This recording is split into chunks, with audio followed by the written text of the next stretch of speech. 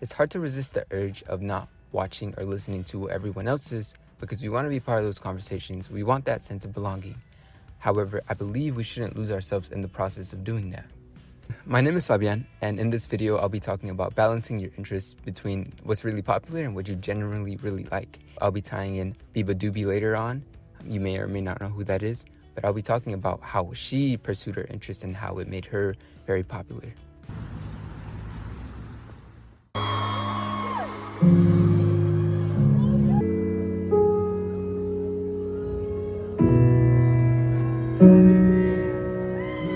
Going out of there, and I promise that one day I'll feel fine. Golden lost that by you from the clue.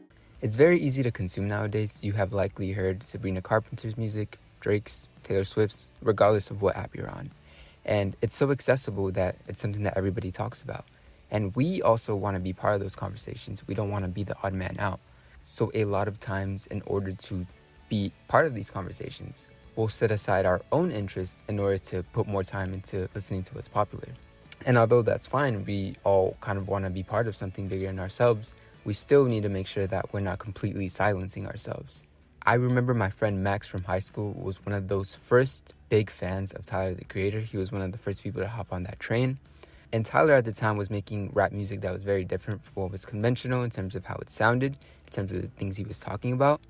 And Max was one of the first people to take notice of Tyler's creativity. And so I bring that up because even though it wasn't the most popular music to listen to, I remember him because he was passionate about the things he was genuinely interested in. And I think that made him memorable and it made him unique. Beabadoobee kind of ushered in this resurgence of the early 2000s rock music. And at the time, it sounded very different. Her songs are like kind of moody. The voices can be distortionated sometimes. The instrumentals can be very low pitched. However, Beabadoobee creating the music she wanted to create has made her very successful. And now she's selling out arenas every weekend. It's kind of funny because I feel like Beabadoobee's music sounds like your average day in London. And although I've never been to London, I know that it's famously like gray and cloudy a lot of the time. Someone else I want to bring up is Laufey.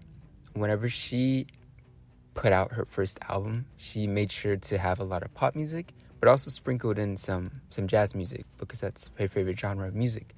And I think she was a marketing genius for doing this because she put out the pop music in order to reel in attention. I know that especially when you're starting off as an artist, nobody cares about what you're making. You have to give them a reason to care. And if you're giving them something catchy, it'll catch their ear. And so she did that, but then on her second album, she just made it completely jazz because she already had the fan base from the pop music she was making. But she was like, all right, I'm going to double down on the jazz because this is the music I really genuinely love making. And she did that, and it ended up being even more popular than her first album. If you stuck through to the end of the video, I appreciate it. I hope you enjoyed the video. If you did like it, I hope you give it a like. Consider subscribing, and hope y'all have a great day. And thanks for watching. I'll catch you on the next one. I hope y'all like this shot. I'm kind of sweating bullets. I had originally shot this last night in the garage, but for some reason the audio was muffled. But I wanted to make sure I was still being consistent and putting something out. So here's this. This shot is kind of inspired from Rush Hour. I think it was the first Rush Hour movie, whenever there was the little Asian girl in the back that was singing the Mariah Carey song. She was like, I'm so into you. So that's what this is inspired by. So I hope it looks good, and I hope you enjoy it.